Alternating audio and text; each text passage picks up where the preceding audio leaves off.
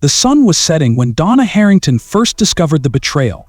It was an ordinary evening, the faint hum of traffic outside her apartment window, providing a familiar soundtrack as she sat at her kitchen table, paying bills. Donna had always been careful with her finances. A 35-year-old marketing executive, she had built a life of independence and stability in a family that had, at times, demanded more from her than it gave in return. But as Donna scanned her bank statement, her heart began to race. A large, unfamiliar charge loomed at the bottom of the list, $127,500. The destination, a luxury travel agency specializing in bespoke European tours. Her mind spun. That was more than her annual salary, and she hadn't planned any vacations, let alone something that extravagant. Her hands trembled as she dialed the number of the agency listed on her credit card statement. The representative confirmed her worst fear: her credit card had been used to book an exclusive European trip for three, set to depart in 2 weeks.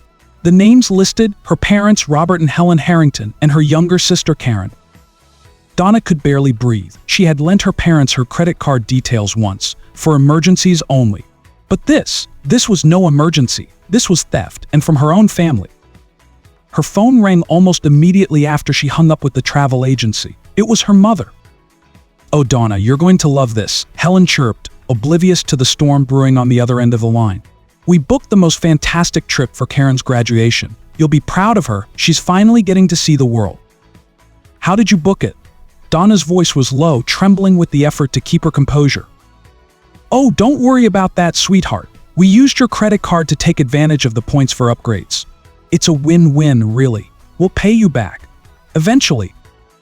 The casual dismissal of Donna's trust, the audacity of assuming such a thing was acceptable, hit her like a physical blow. Her mind went blank for a moment, before surging with a wave of anger. "You used my credit card without asking?" she hissed, barely containing her fury. "Mom, that's not a small charge. It's over $127,000. Helen's tone turned defensive, a shift Donna had come to expect. "It's Karen's graduation. Don't you want to celebrate your sister? Besides, we'll pay it off in time. You don't need to make such a fuss." Fuss? Donna's mind reeled.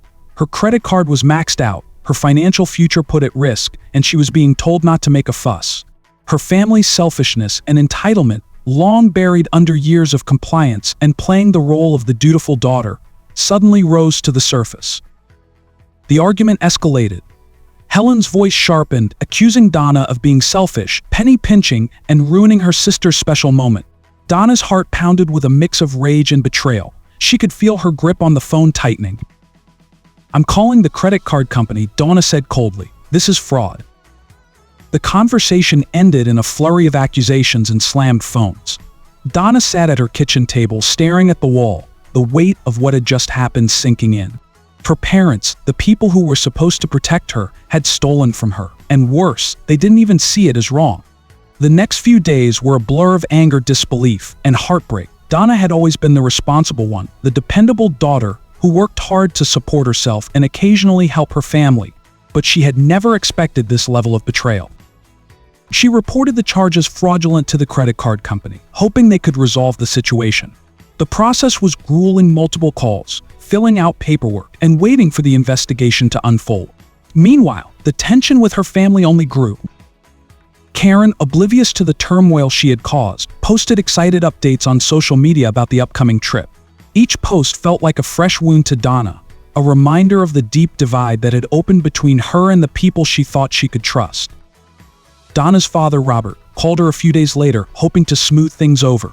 But his words only deepened the rift. "You know how your mother is," he said, his voice tired. "She just wants to make Karen happy. Can't you let this go? We'll figure out the money." "Figure it out," Donna snapped. "Dad, this isn't pocket change. This is my entire financial security on the line. You can't just expect me to look the other way."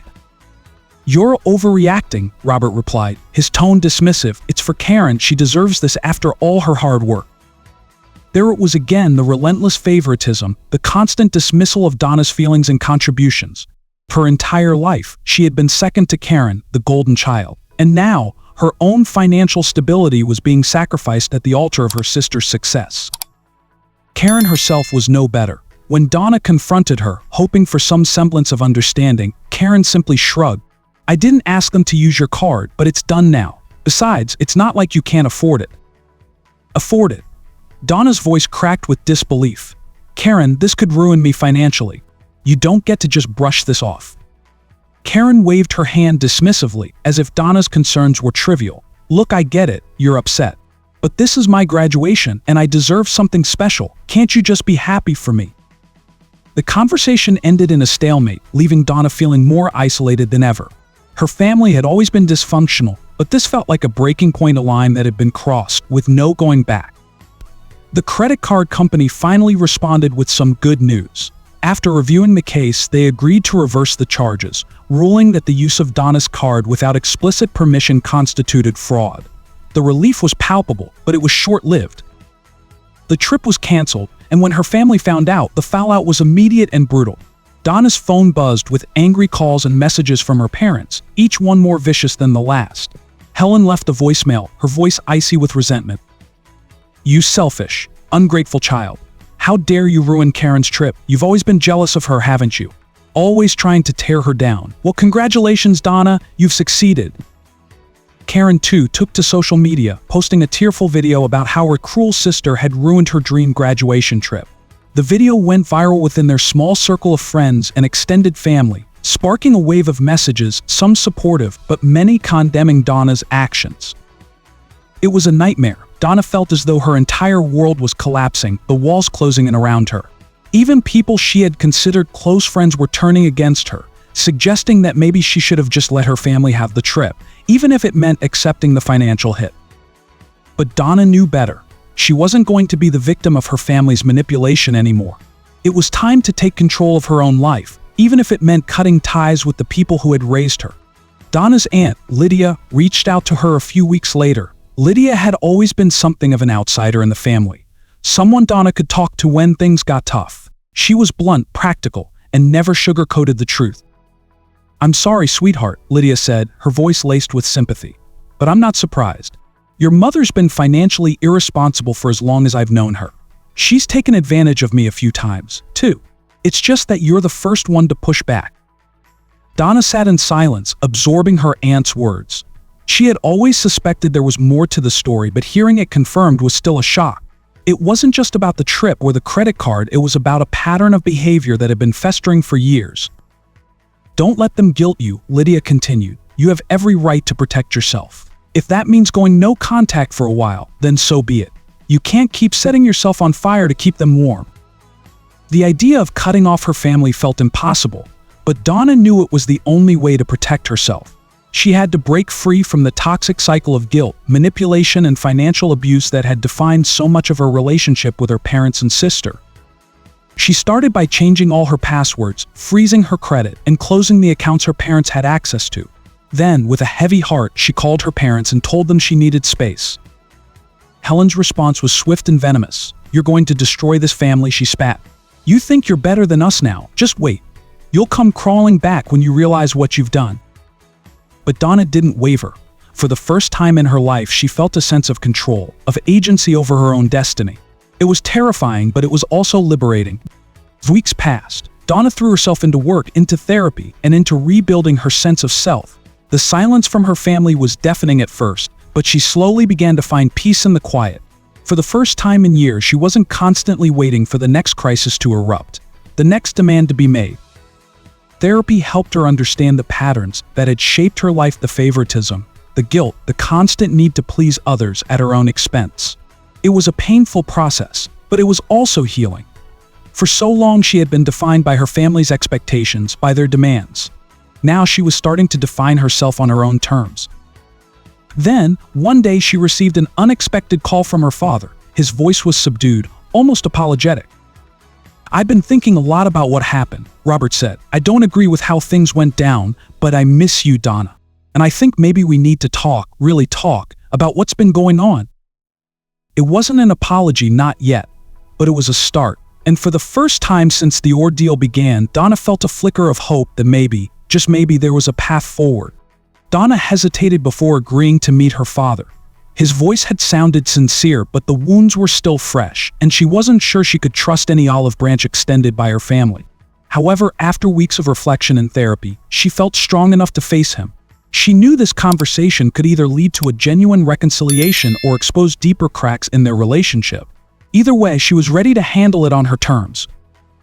They met in a small cafe on the outskirts of town, far enough from familiar faces that Donna felt a little more at ease. Her father arrived before she did, sitting at a corner table with 2 cups of coffee already on the table, black, just the way Donna liked.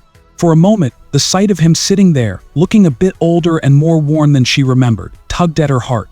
This was the man who had taught her to ride a bike, who had bandaged her knees when she fell. Could he really have been complicit in something so hurtful? "Hi, Dad," Donna said softly as she sat down, her hands clasped tightly around the cup. "Hi, sweetheart," Robert replied, his voice a mix of relief and regret. He looked at her with a kind of sadness she hadn't seen before. It was as if he, too, was feeling the weight of all the years that had passed, of the mistakes he had made. "I'm really glad you came." So there was a long silence before either of them spoke again. Finally, Robert cleared his throat. "Look, I know I haven't been the best father lately. Your mother and I, well, we've always had a lot of blind spots when it comes to you and Karen. I see that now, and I'm sorry. I should have stood up for you when it mattered." Donna's chest tightened at his words. It wasn't a full admission of guilt, but it was more than she had ever expected. "Dad, it's not just about this trip," she began, her voice steady but filled with emotion. "It's about a lifetime of putting Karen first. I've always been the one to clean up the messes, to be the responsible one, while you and Mom let her have everything." Robert sighed heavily. "I know. I think in some ways your mother and I, well, mostly your mother just got so caught up in trying to make Karen happy, we lost sight of what that did to you. But the truth is, we've always known you'd be okay. You were always so strong, so independent. And maybe we took advantage of that. But Donna, you have to understand your mother. She's always had a complicated relationship with money. It's something I've tried to manage, but I've failed." This was the first time Donna had ever heard her father acknowledge Helen's financial recklessness. It was as though he had cracked open a door she had never been allowed to peer through. "Aunt Lydia told me a bit about Mom's past," Donna said cautiously, "but I didn't realize how deep it went." Robert nodded, staring down at his cup. "Your mother's family never had much, and when she and I got married, I think she saw my stability as her way out of that. But that came with expectations. Over the years, she started spending to keep up appearances, to keep Karen happy, and I let her. It's no excuse, but that's the truth." Donna's anger softened just a fraction. "Dad, I get it, but you put me in a terrible position. You used me, and worse, you didn't think it was a big deal. That's what hurts the most." Robert leaned forward, his voice quieter now. "I know, Donna, I know, and I can't undo what we did. But I want to make it right somehow, if you'll let me." There was a glimmer of hope, a chance at healing, but Donna wasn't sure if she could trust it yet. "I don't know, Dad. I've started to build a life without all of this. I don't want to go back to being the family fixer, the one who has to sacrifice everything." Robert nodded, his face lined with regret. "You don't have to be that person anymore. I promise." They parted with a tentative understanding. Donna didn't leave the cafe feeling entirely at peace, but for the first time in months, she felt like there might be a future where she and her family could coexist in a healthier way. Despite the small steps toward reconciliation with her father, Donna knew the real reckoning would come when she faced her mother. Helen had been the architect of the family's dysfunction for years, manipulating finances, emotions, and relationships to suit her needs. And while Robert had apologized, Donna wasn't convinced Helen would. A few days after her meeting with Robert, Donna received a letter from her mother. It was handwritten, something Helen hadn't done in years. The letter was short, but the tone was unmistakable, cold, unapologetic, and dripping with self-righteousness. "Donna, you've made it very clear where you stand, and I suppose I'll have to accept that. But you should know that you've hurt this family more than you realize. Karen's been devastated, and your father, well, he's tried to hold everything together. But you've made things worse. We've always tried to support you, and this is how you repay us. I won't ask for forgiveness, because clearly you're not willing to give it. But one day I hope you look back on this and realize how much damage you've done." Donna stared at the letter for a long time, her emotions a whirlwind of anger, sadness, and disbelief. Even now, after everything, her mother couldn't see the truth. She was still trying to manipulate Donna, to guilt her into submission. but it wouldn't work, not anymore. She didn't respond to the letter. Instead, she showed it to her therapist, who helped her work through the lingering feelings of guilt and responsibility. In therapy, Donna came to understand that she couldn't change her mother. Helen would likely never admit her faults or offer the apology Donna deserved, but that didn't mean Donna had to carry the burden of her mother's choices any longer. Months passed, and with them, the sharp edges of Donna's pain began to soften. She continued therapy, focusing on rebuilding her sense of self-worth and learning how to set boundaries. She still had little contact with her mother, but her relationship with her father slowly began to improve. They met for coffee every few weeks, talking more openly about the family dynamics that had shaped their lives. Karen, on the other hand, remained distant. Despite Donna's efforts to reach out, her sister was still bitter about the canceled trip. But Donna no longer felt the need to chase Karen's approval or mend fences that weren't ready to be mended. She had spent too much of her life trying to please others at her own expense. Now she was focused on her own well-being. In one of her final therapy sessions, her therapist asked her a simple but profound question: "What does healing look like to you?" For Donna, healing wasn't about forgiveness or reconciliation, it was about freedom. Freedom from the guilt, the manipulation, the expectations that had weighed her down for so long. It was about learning to trust herself again, to build a life on her own terms. As summer approached, Donna decided to take a trip of her own. Not to Europe, but to a quiet cabin in the mountains where she could spend time reflecting on her journey.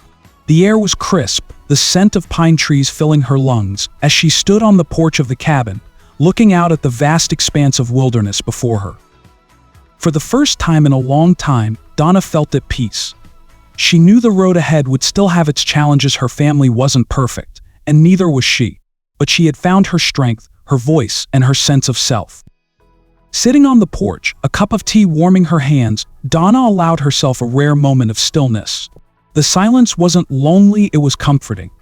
It was the sound of healing, of boundaries being respected, of a life being rebuilt one step at a time. She smiled softly, knowing that she had come through the storm stronger than she had ever imagined. And whatever came next, she was ready. So if you love this story, be sure to subscribe, hit the bell, and comment below. Your interaction helps us grow.